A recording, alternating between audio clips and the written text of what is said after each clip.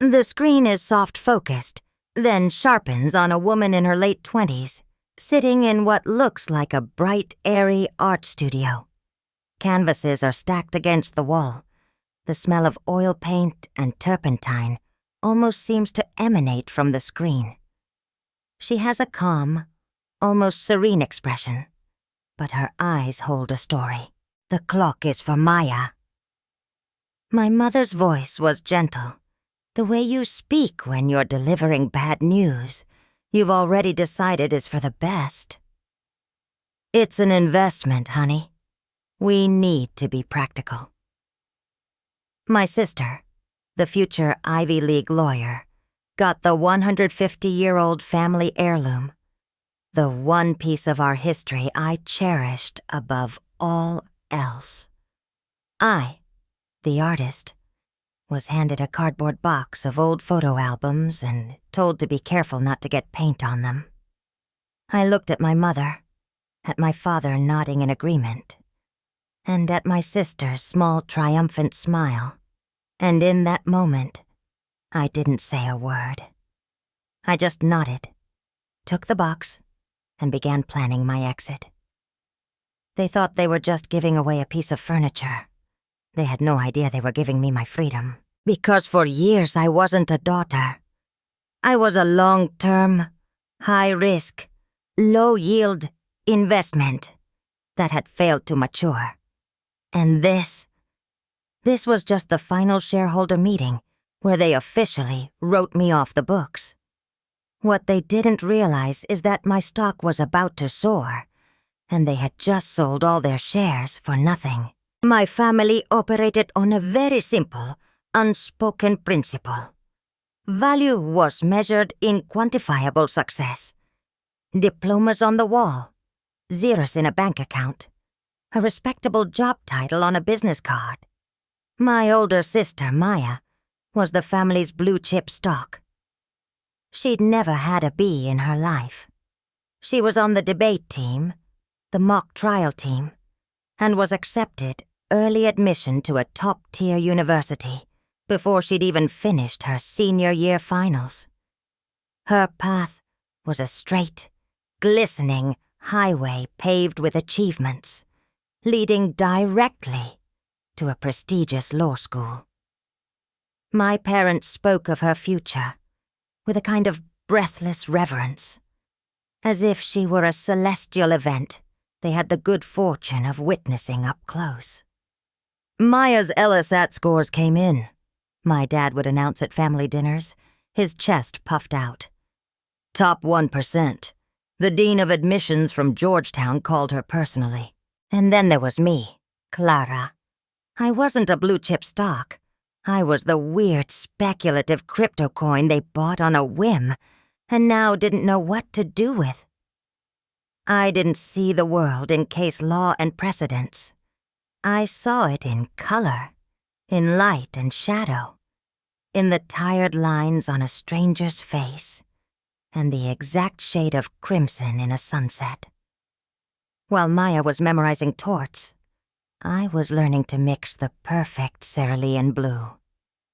My path wasn't a highway. It was a winding, overgrown trail through the woods, with no clear destination. In my parents' eyes, it led nowhere. The setting for our final act was the house I grew up in. A lovely 2-story colonial that my parents had decided was now too big for them. They were downsizing, moving to a sleek, modern condo downtown. This meant the house had to be emptied, and a lifetime of accumulated belongings had to be sorted, sold, or distributed between their 2 daughters. For weeks, the house was a minefield of memories and quiet judgments. Every object held a silent referendum on our lives. Maya's debate trophies were carefully wrapped in bubble wrap. My high school art awards, mostly ribbons and flimsy certificates, were tossed into a box, labeled miscellaneous. But the real battle, the one I didn't even know was being fought until it was over, was for the grandfather clock. It wasn't just furniture. It was a monolith of our family's history, standing in the front hall since before I was born. It was made of dark, rich cherry wood, with intricate carvings of oak leaves and acorns that my great-great-grandfather had whittled himself. Its face was a delicate, hand-painted porcelain dial, and its chimes were deep and resonant, a sound so familiar it was woven into the fabric of my childhood. More importantly, it was my Grandpa Thomas's clock.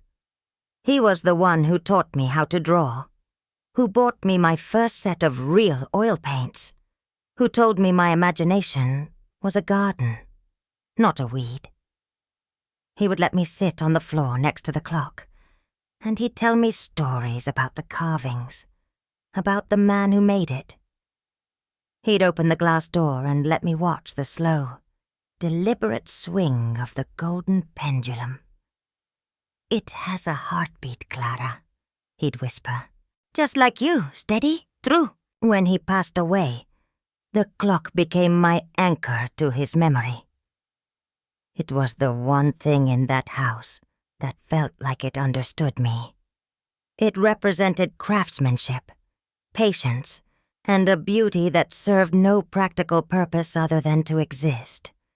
It was, in short, everything my parents didn't value in me. I never imagined it would go to anyone else. It felt as much a part of me as my own name. So when the final day of sorting came, and my parents called us into the living room for a family discussion, I felt a naive sense of peace. I thought maybe, just maybe, this one time, they would see. The pressure had been building for years, a slow, steady increase like air being pumped into a tire. It wasn't one big blowout. It was 1,000 tiny, invisible leaks that left me feeling perpetually deflated. The family narrative was set in stone. Maya was the success and I was the project, the problem, the one who marched to the beat of her own drum, a phrase my mother used with a tight, pained smile that really meant, "Why can't you just be normal?" Every conversation was a minefield. If I mentioned I'd sold a small painting at a local art fair, my dad would nod politely and say, "Oh, that's nice, honey. Pocket money."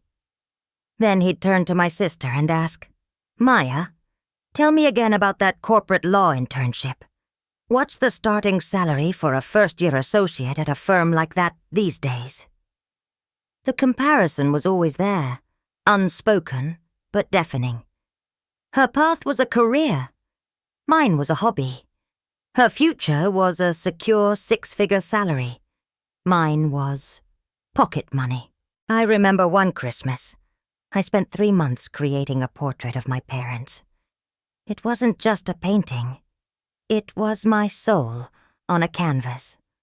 I captured the way my dad's eyes crinkled when he genuinely laughed, the subtle, weary line in my mother's brow she thought no one noticed. I poured every ounce of my skill and love into it.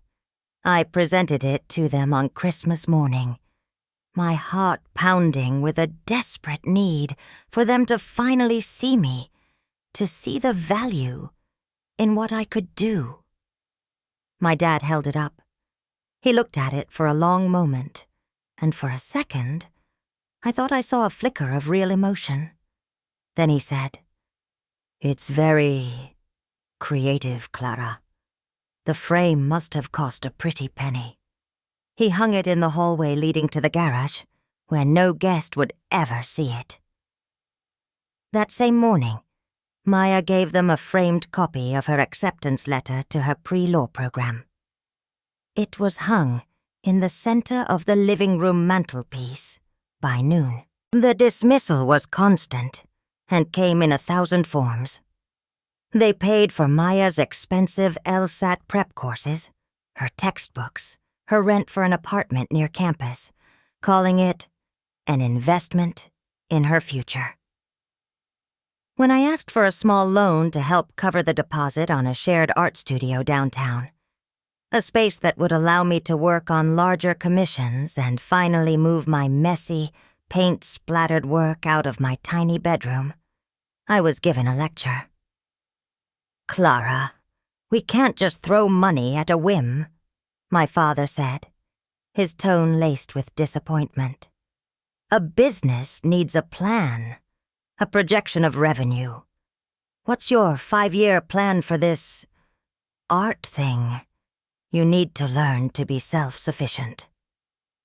I was 21. Maya had never had a job in her life, yet her entire existence was subsidized because her path was the right one. I learned to stop asking.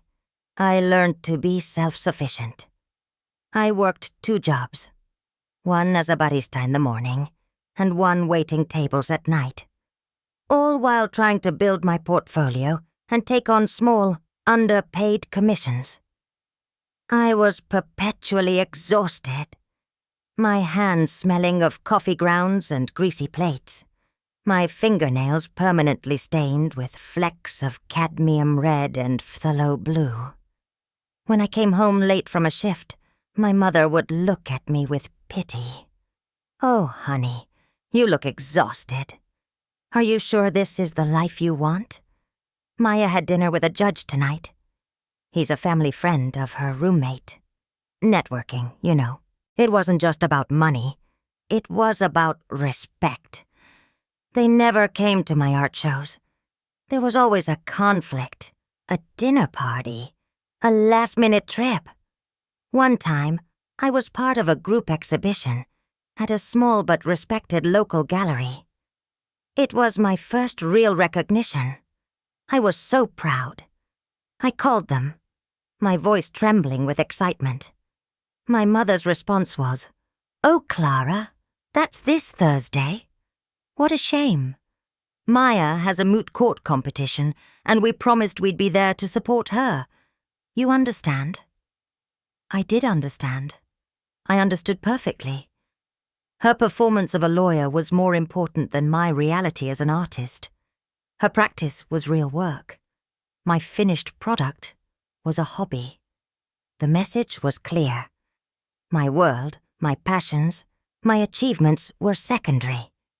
They existed in the margins of the main story, which was, and always would be, Maya. So I existed in the margins of my own family, smiling politely, swallowing the bitterness, and painting my heart out in stolen hours, fueled by caffeine and a quiet simmering rage. The day they decided the clock's fate was a gray, overcast Saturday. The house felt hollow, echoing with the ghosts of furniture that had already been moved or sold. We sat in the living room on folding chairs, a sad little tribunal to decide the fate of our shared past. My dad cleared his throat, adopting the serious paternal tone he used for important family matters. "Okay, girls, your mother and I have been discussing the best way to handle the last of the major items, specifically the grandfather clock." My heart gave a little flutter. I didn't say anything, just looked at the clock, standing sentinel in the hall, its familiar silhouette a comfort even in this sterile, empty space. I assumed this was a formality, a discussion before they officially told me it was mine. "It's a valuable antique," my mother began, her hands folded neatly in her lap. "And it's a piece of our family heritage. We want it to go to a home where it will be safe, secure, and appreciated for its value for generations to come." I nodded, a small smile playing on my lips. "I'll take good care of it," I said softly. "I already have the perfect spot picked out for it in my studio. It'll be the first thing I see every morning." A strange silence fell over the room. My mother exchanged a quick, unreadable glance with my father. Maya, who had been scrolling through her phone, looked up, a flicker of something. Was it pity? Condescension? In her eyes. "Well, honey," my mother said, her voice taking on that gentle, placating tone. "That's what we need to talk about. We've thought about this long and hard, and we've decided the clock is for Maya." The words hung in the air, thick and suffocating. I felt the blood drain from my face. I'm sure I misheard. "What?" "It's for Maya," my father repeated, his voice firm, leaving no room for argument. "It just makes more sense, Clara." "Makes sense?" I whispered, my voice barely a squeak. "How does it make sense? Grandpa Thomas. He and I... that clock." I couldn't finish the sentence. The lump in my throat was too large. "We need to be practical," my mother said, leaning forward. "Maya is about to graduate. She'll have a real home, a stable place. This clock is an investment, a significant asset. It needs to be in a secure environment. Your studio? It's a rental, isn't it? In that industrial part of town? And with all the paint and chemicals, it's just not a suitable place for a valuable antique." Her words were a series of calculated blows. My life, my home, my work, all dismissed as unsuitable, unstable, and unclean. "An investment?" I finally found my voice, and it was sharp with a pain I couldn't hide. "It's not a stock certificate, it's Grandpa's clock. It's about memory, not money." "Memories are lovely, dear, but they don't pay for a mortgage," my father said dismissively. "Maya understands the value of assets. She'll care for it properly." I looked at Maya. She was watching me, her expression a careful mask of sympathy, but her eyes were gleaming. She had won. She had always won. "I'm sorry, Clara," she said, her voice smooth as silk. "I know you have an emotional attachment to it. I'll be sure to send you pictures of it once it's set up in my new apartment." That was it. That was the moment the ground beneath me crumbled completely. The casual cruelty of it, the feigned sympathy, the absolute unshakable certainty from my parents that they were doing the right and logical thing. They weren't just giving away a clock. They were making a definitive statement about who I was and what my life was worth to them. It was worthless. All my hard work, my sacrifices, my passion, it all amounted to nothing in their eyes. I wasn't stable enough, not responsible enough, not valuable enough to be the keeper of our own family's history. I stood there for a moment, the silence in the room buzzing in my ears.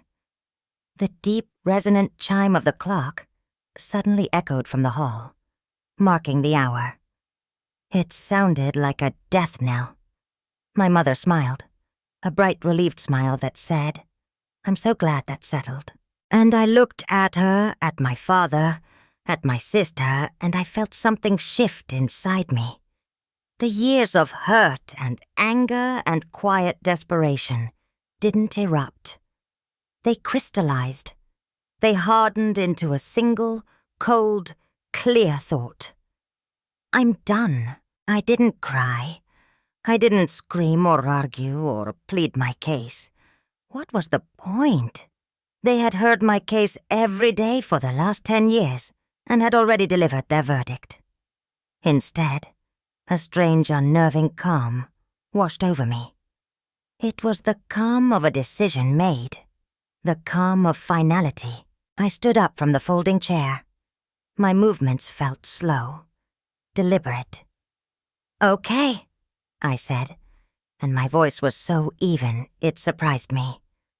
"I understand." My mother's smile widened. "Good. I knew you'd be reasonable about this, Clara." "Yes," I said, my eyes scanning their faces one last time. "You've made your priorities perfectly clear." I turned without another word and walked out of the living room. I didn't go to the box of photo albums they had so generously bequeathed to me. Instead, I walked down the hall to my old bedroom, which was now just a shell, empty except for a few boxes I hadn't gotten around to moving yet. I opened one marked Clara, Sentimental. Inside, beneath old report cards and dried-out corsages, was my grandfather's sketchbook. The one he'd used in his final years, filled with his drawings of birds and landscapes, and the intricate gears of the grandfather clock. On the inside cover, he had written in his spidery script, "To my little artist, never let anyone tell you your eyes are wrong. Grandpa, Thomas." I clutched the sketchbook to my chest. It was the only thing in this entire house that was truly mine. It was my inheritance. Not the clock, not the money, but the permission to see the world differently. I walked back through the hall, past the living room where my family was already discussing logistics, their voices cheerful and businesslike. I passed the grandfather clock. I reached out and ran my hand one last time over the carved oak leaves. A silent goodbye. Then I walked to the front door, opened it, and stepped out into the gray afternoon. I didn't look back. I didn't slam the door. I just closed it quietly behind me, the click of the latch sounding like the final word in a very long, very painful conversation. As I drove away from that house for the last time, I didn't feel anger or devastation. I felt light. The weight of their expectations, a burden I had carried for so long I had forgotten what it was like to stand up straight, was gone. They thought they had taken something precious from me, but the truth was, they had just given me back myself. The road ahead was uncertain, a blank canvas, and for the first time in my life, I was the only one holding the brush. I had no idea what the picture would look like, but I knew, with absolute certainty, that it would be mine. The story of the clock wasn't an isolated incident. It was the culmination of a lifetime of moments. A pattern so deeply woven into the fabric of our family that I had learned to live with its uncomfortable chafe. To understand why I could walk away so cleanly, you have to understand that I'd been practicing my whole life. It started in earnest in high school. I was a quiet, artsy kid, while Maya was already a polished politician in a teenager's body. The pivotal moment, the one that first etched the pattern onto my heart, was my first real art show. It was a city-wide student exhibition, and my piece, a charcoal and ink drawing of the old downtown train station, had won second place. It was the first time my art had been validated by anyone outside of my grandfather's loving gaze. The gallery hosted a small reception for the winners and their families. I was vibrating with a nervous, electric pride. I'd called my parents a week in advance, reminding them of the date and time. "We'll be there," my mom had promised.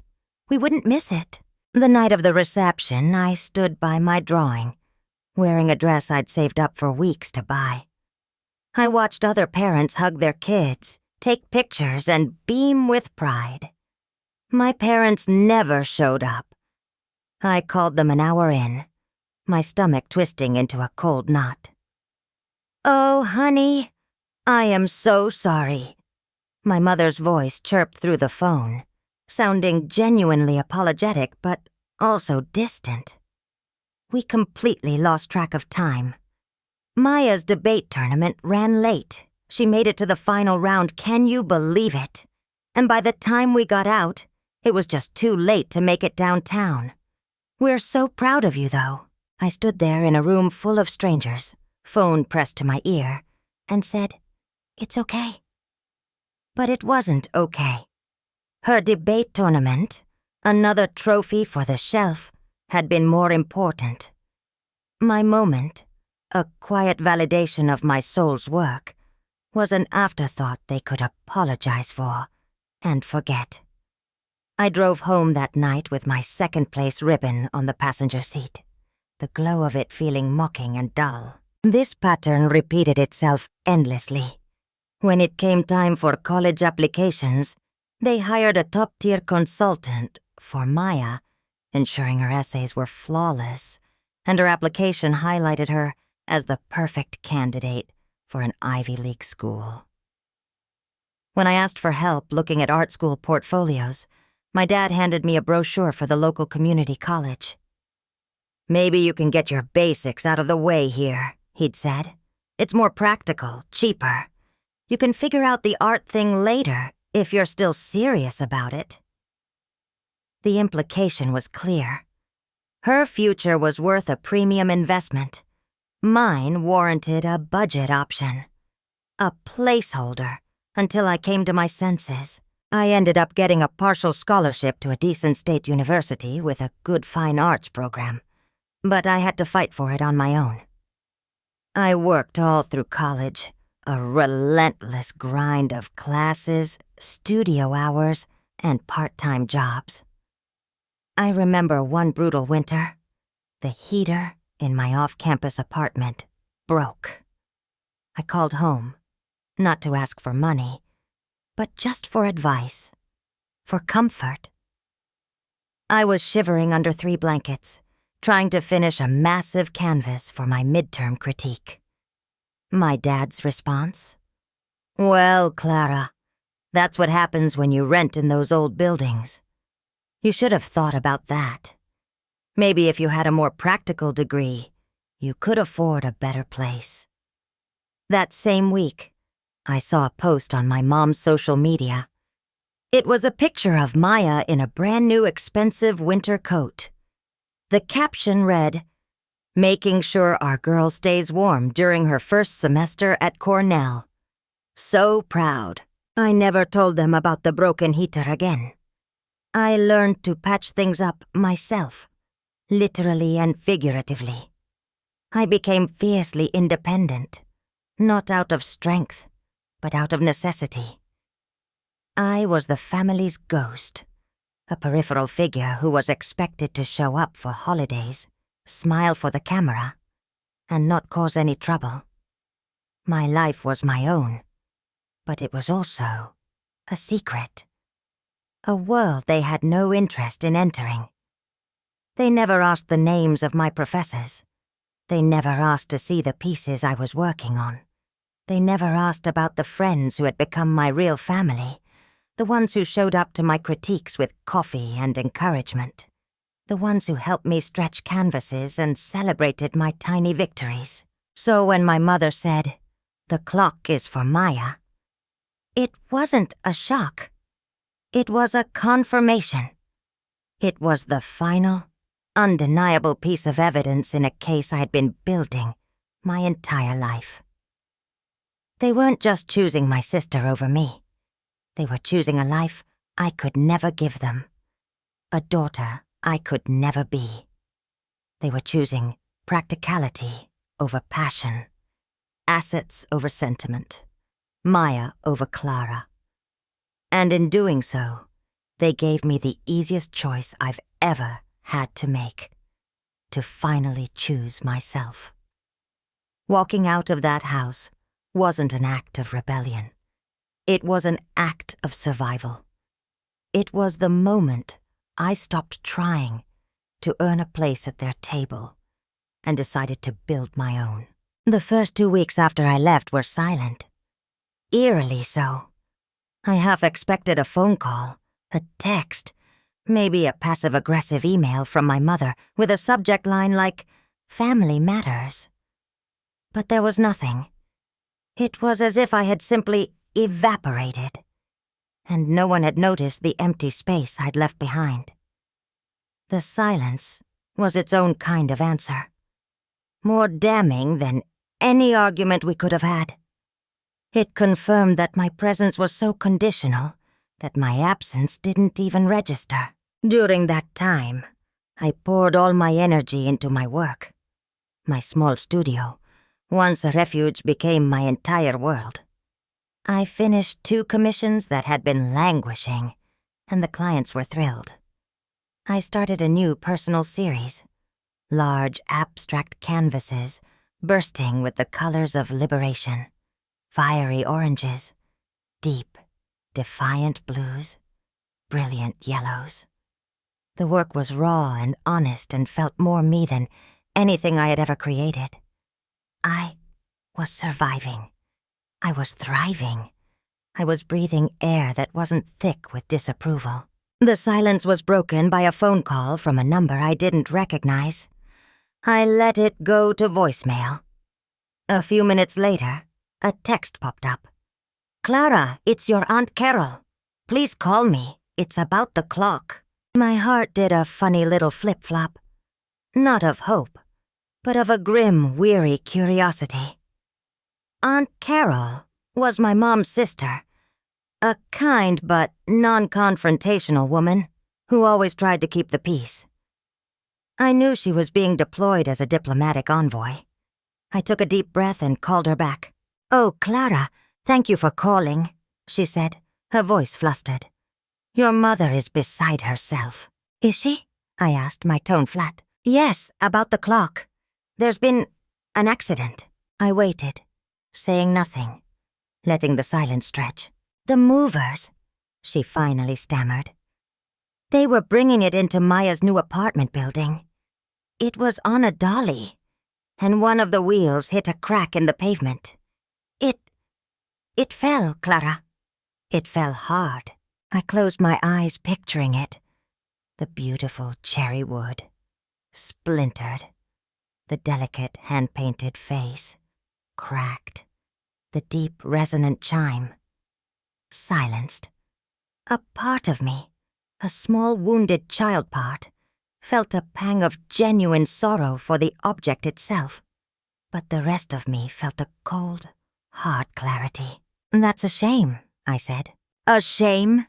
Clara, it's a disaster," Aunt Carol exclaimed. "Your mother said the wood is split all down the side, and a piece of the carved molding broke right off. And they think something inside is broken because it won't tick anymore. They're devastated." "They should call the moving company," I suggested, my voice devoid of emotion. "Their insurance should cover it." "They did. The insurance will only cover a fraction of its appraised value, and they can't find anyone who can fix it. Not properly. They called 3 different antique restoration places. One said it was beyond their skill, and the other 2 quoted a price that made your father almost faint. It's a specialized craft, apparently." And there it was. The real reason for the call. It wasn't about my feelings. It wasn't an apology. It was a problem they couldn't solve with money or connections. It was a problem that required a specific, rare skill. A skill they had spent my entire life dismissing as a worthless hobby. For a few years, as a side hustle to make ends meet, I had apprenticed with an old furniture restorer. I learned about wood grains, joinery, traditional varnishes, and delicate repair work. I was good at it. My artist's eye and steady hands made me a natural. My parents knew this. They'd always referred to it as my little fix-it hobby. "Clara," Aunt Carol said, her voice dropping to a conspiratorial whisper. "Your mother was hoping... well, she knows you know how to do this kind of work. She was hoping you could take a look at it. For your grandfather's sake." The audacity of it was breathtaking. To use my grandfather's memory, the very thing they had disregarded when they gave the clock away, as a tool to manipulate me now. The cold clarity in my veins turned to ice. "No," I said. The line went silent. "No," Aunt Carol repeated, as if she hadn't heard the word correctly. "No," I said again, my voice stronger this time. I will not be looking at it. I will not be fixing it. But it's your grandfather's clock, she sputtered. No, it's not, I replied, the word sharp and precise. It stopped being my grandfather's clock when they decided it was a financial asset and gave it to Maya. It is Maya's property. It's her investment. She and her very practical, high-earning fiancé should use their considerable resources to figure out how to fix her broken asset. My little fix-it hobby is not at their disposal. I had never spoken to a family member like that in my life. The shock on the other end of the line was palpable. Clara, I don't think you're being fair, she stammered. Fair? I let out a short, bitter laugh. Was it fair when they skipped my first art show for Maya's debate practice? Was it fair when they refused to help me with a studio deposit but paid her entire way through Cornell? Was it fair when they decided my life was too unstable to be trusted with our family's history? Please, Aunt Carol, do not talk to me about what is fair. I could hear her breathing, but she had no response. She was a peacekeeper, and I had just declared war. Tell them, I said, my voice low and final, that I am a professional artist and a professional restorer. My time and my skills have value. If they wish to hire me, my consultation fee is $500 an hour, with a 4-hour minimum, payable in advance. And my repair rates are commensurate with the rarity of the work. Send them my invoice. Otherwise, tell them to lose my number. And with that, I hung up the phone. My hand was shaking, not with fear, but with adrenaline. I had done it. I had drawn a line not in the sand, but in concrete. I had assigned a value to myself in terms they could understand. Dollars and cents. I knew they would never pay it. And that was the entire point. I sat there in my studio, surrounded by my canvases, the smell of turpentine in the air, and for the first time, I felt truly, unequivocally free. The broken clock wasn't my problem to solve. It was a monument to their own bad decisions, and they were the ones who would have to live with the silence. The aftermath of that phone call was a strange mix of fallout and silence. Aunt Carol, true to her word, must have delivered my message verbatim, because the next text I received was from my mother. I cannot believe you would be so cruel and transactional with your own family. I stared at the message, a humorless laugh bubbling in my chest. Transactional. They had literally described the clock, my grandfather's legacy, as a financial asset, a practical investment, and had given it away based on a cold calculation of future earnings. They had made our entire relationship transactional for years, measuring my worth against my sister's. And now they were shocked that I had learned to speak their language. I didn't reply. I just deleted the message. A few days later, a call came from my dad. I let it go to voicemail. The message he left was classic him. Blustering, wounded, and utterly lacking in self-awareness. Clara, I don't know what's gotten into you. This is about family honor, about respecting your grandfather's memory. It's not about money. Your mother is very hurt. You need to stop this nonsense and do the right thing. The right thing. For them, the right thing was me falling back into my designated role. The compliant, forgiving daughter who would absorb their slights and then use her undervalued talents to clean up their messes. They didn't want a daughter. They wanted a free, on-call, emotional, and practical janitor. The most telling attempt came from Maya. She didn't call. She sent an email, as if this were a business negotiation. Subject, the clock. Clara, I'm writing to you because Mom and Dad are very upset. I think there has been a serious miscommunication. We all know how much Grandpa's clock meant to you, and it's a tragedy what happened. I feel that your emotional response is causing you to act irrationally. Attaching a monetary value to helping your family is, frankly, distasteful. Perhaps we can find a compromise. If you come and repair the clock, I would be happy to ensure you have visitation rights to see it whenever you like. We can put it in writing. This is the mature and logical way to handle this. Let me know when you can come by. Best, Maya. I read the email 3 times, each time with a growing sense of awe at its spectacular condescension. My emotional response. Visitation rights. Like she was granting me supervised access to a child she had custody of. The sheer arrogance, the assumption that I was the irrational one, that she, the designated adult, needed to manage my feelings. She didn't see it as her responsibility. She saw it as my emotional failure. This time I did reply. I kept it short and professional, mirroring her own detached tone. Subject, the clock. Maya, thank you for your email. There has been no miscommunication. The clock is your property.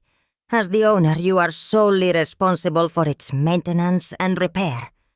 My professional rates are not an emotional response. They are my business terms. If you find them distasteful, I am sure you can find another restorer whose terms are more to your liking. My decision is final. Please do not contact me about this again. Sincerely, Clara. I hit send and then blocked her email address. I blocked my parents' numbers. I blocked Aunt Carol. I erected a digital wall around my life, and the peace that descended was profound. The ripples continued, of course. I heard whispers through the family grapevine, relayed by a sympathetic cousin, Liam, who had always been quietly on my side.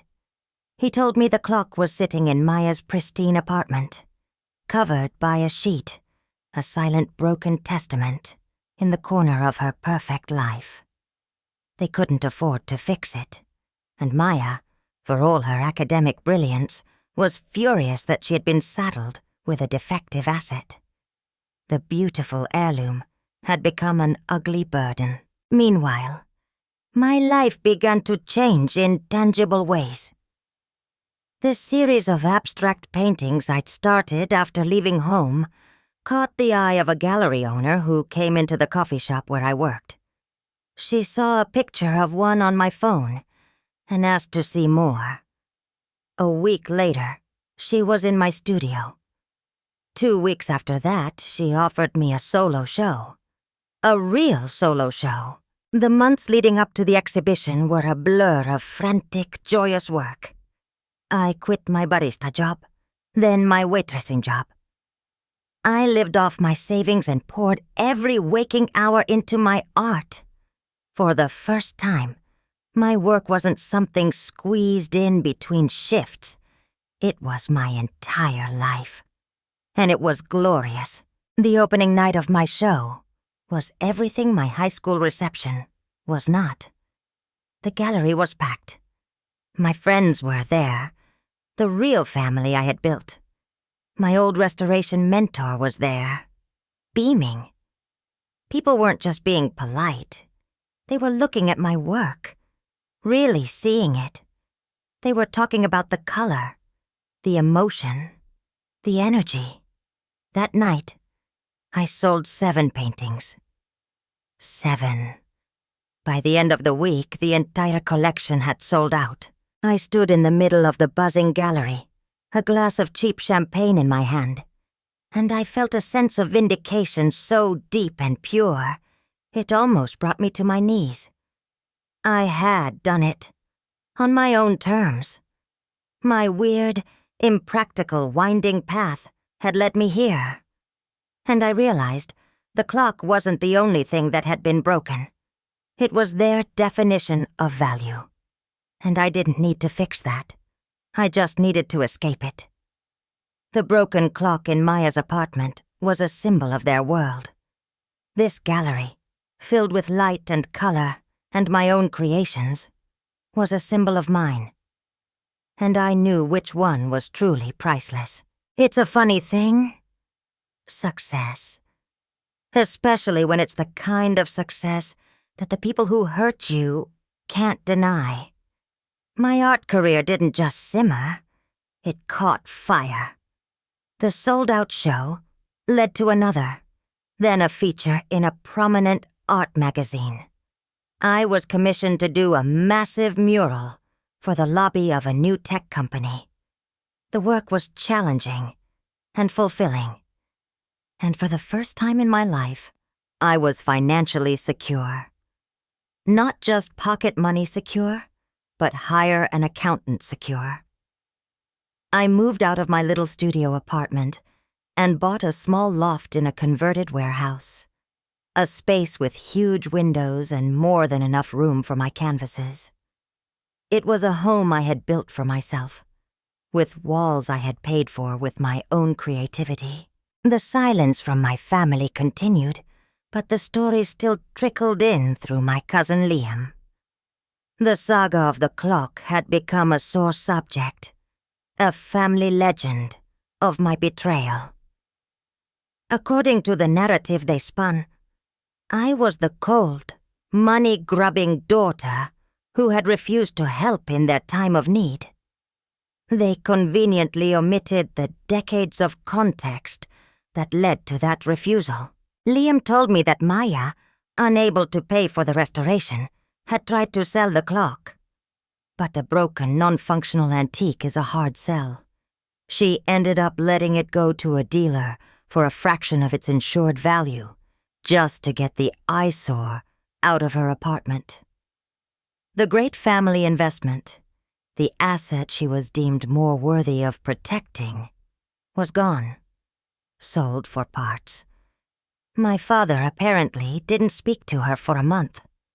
Not because she sold it, but because she'd made a bad deal. It was never about the sentiment. It was always about the balance sheet.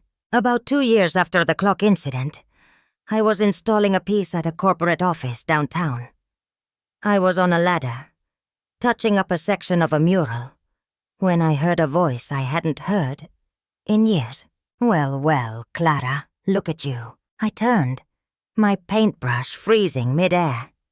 It was Maya. She was dressed in an impeccably tailored navy blue suit, carrying a leather briefcase that probably cost more than my first car. She was the picture of the successful lawyer she had always promised to be. "Maya," I said, my voice steady. "What are you doing here?" "My firm is on the 34th floor," she said, gesturing vaguely upwards. "I was coming back from lunch and saw this circus going on in the lobby. Didn't realize you were the main act." The insult was subtle, wrapped in a casual observation, just like always. "It's a commissioned piece," I said, turning back to my work. "It's my job." "Right. Your job," she said, the word dripping with skepticism. She took a step closer, looking up at the sprawling, colorful mural that covered a 20-foot wall. "I have to admit it's bigger than I would have thought." It was the closest she could come to a compliment. We stood in silence for a moment. Then she said, "Dad's not doing well." I didn't react. I just kept dabbing at the canvas with my brush. "His health has taken a turn," she continued. "The doctors are worried. Mom's a wreck." "That's too bad," I said, my voice neutral. Her eyes narrowed. "That's it? That's too bad? What do you want me to say, Maya?" I finally turned to face her fully, climbing down from the ladder. "Do you want me to rush to his bedside? Do you want me to manage his care? Talk to his doctors? Make sure he's taking his medication? Is that the role you're here to offer me again?" She flinched. He's your father, and he made his choice about what kind of daughter he wanted a long time ago, I said. And you're the one who got everything. The support, the investment, the belief. You're the successful one, the one with the stable life and the 6-figure salary. His care is your responsibility now. You wanted the assets? You get the liabilities too. The color drained from her face. That's not fair. I have a demanding career. I work 70 hours a week. I don't have time to be a nurse. I let out a single sharp laugh. And I do. My life, my career. It's less demanding? Less important? Is that it? After all this, you still think my time is worth less than yours? She opened her mouth, then closed it. For the first time in her life, Maya, the great debater, had no rebuttal, because the truth was laid bare between us in the bright, sterile lobby. She believed her life was more important. She always had. And she was furious that I was no longer willing to agree. I have to get back to work, I said, turning my back on her and climbing the ladder again. It was interesting seeing you, Maya. I didn't look down to see her leave. I just picked up my brush and went back to painting my future, leaving her standing alone with the weight of the past. The consequences were no longer mine to carry. I had handed them back to their rightful owners. The final chapter of this story didn't end with a bang. It faded out, like a photograph left in the sun. My encounter with Maya was the last direct contact I had with my immediate family. The information kept coming, though, in sporadic, melancholy updates from Liam. My father's health declined steadily, with the clock money long gone and Maya unwilling, or as she claimed, too busy, to contribute significantly. My parents' financial situation grew dire. They had to sell their sleek, modern condo and move into a small, bleak apartment in a less desirable part of the city. The downsizing they had once chosen as a chic lifestyle move was now a harsh necessity. My mother, who had always prided herself on her social standing, became a recluse. My father, once a proud, commanding man, was now frail and dependent. Liam told me my dad asked about me once. "Did you hear if Clara's gallery thing did okay?" He had apparently mumbled to Liam during a rare visit. It wasn't an apology. It wasn't an expression of regret. It was a request for a stock market update. He was still trying to calculate the value of the daughter he'd written off. I never reached out. It wasn't about punishment or revenge. It was about preservation. The peace I had built in my life was a delicate ecosystem, and I knew that letting them back in, even a little, would be like introducing an invasive species. It would choke out everything I had worked so hard to cultivate. My therapist called it a functional boundary. I called it survival. One day, about a year after I'd seen Maya in the lobby, I got a text from Liam. "Dad passed away this morning. Mom's with Carol. Just thought you should know." I read the text while sitting on the floor of my loft, sketching out a design for a new project. The sun was streaming through the huge windows, illuminating the dust motes dancing in the air. I stared at the words on the screen, waiting for the wave of grief, or guilt, or anger, or even relief. But nothing came. I felt a profound and unsettling stillness. It wasn't the absence of feeling, but the feeling of absence. The space he had once occupied in my heart, a space that had been filled with a desperate, aching love, and then a raw, cavernous hurt, was now just empty. It had been vacant for so long that the door had sealed shut. I hadn't lost a father that morning. I had lost him years ago, in 100 small goodbyes, with the final one echoing in the quiet click of a front door. I typed back to Liam. "Thank you for letting me know. I hope you're doing okay." I put my phone down. I looked at the sunlight on the floor, at my sketchbook, at the vibrant, living world I had created for myself. I didn't cry. I didn't feel the need to call anyone. I just picked up my charcoal pencil and got back to work. The lesson in all of this isn't some grand revelation about the triumph of art over commerce. It's quieter, more personal. It's the realization that you cannot force someone to see your value. You can't beg for it, negotiate for it, or perform for it. Trying to earn love and respect from people who are incapable of giving it is like trying to draw water from a dry well. You will only exhaust yourself and come up empty-handed. My family's currency was status and money. My currency was passion and creation. We were speaking fundamentally different languages. The grandfather clock was never just a clock. It was a symbol of that divide. To them, it was an asset to be leveraged. To me, it was a legacy to be cherished. When they gave it away, they weren't just rejecting a piece of furniture. They were rejecting my entire value system. And the most important thing I ever did was to finally accept that. To stop trying to translate my worth into their language, and to instead become fluent in my own. The real heirloom my grandfather left me wasn't the clock. It was the sketchbook. It was the permission he gave me to be myself, to trust my own vision. The clock was just wood and gears. The sketchbook was a key.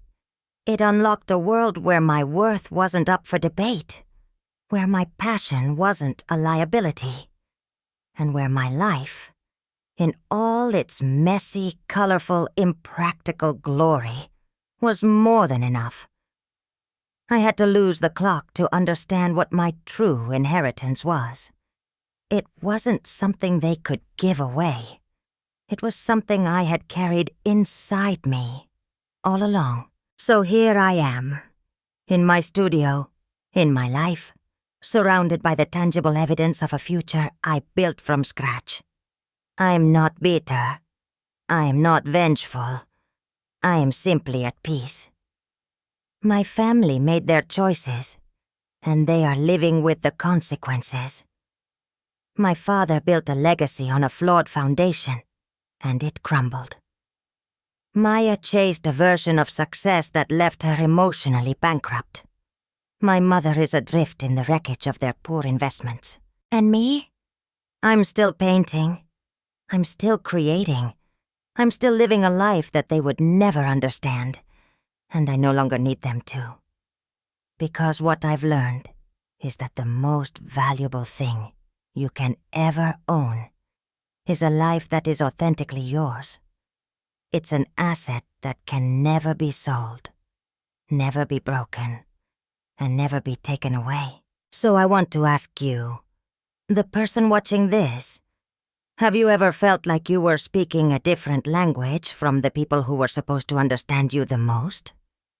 Have you ever had to walk away from something you loved in order to save a part of yourself? Let me know your story in the comments below. Our experiences might be different, but I think that feeling of finding your own voice is universal. Thank you so much for listening.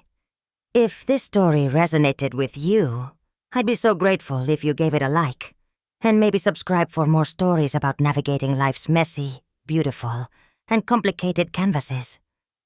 You're not alone. Keep painting your picture,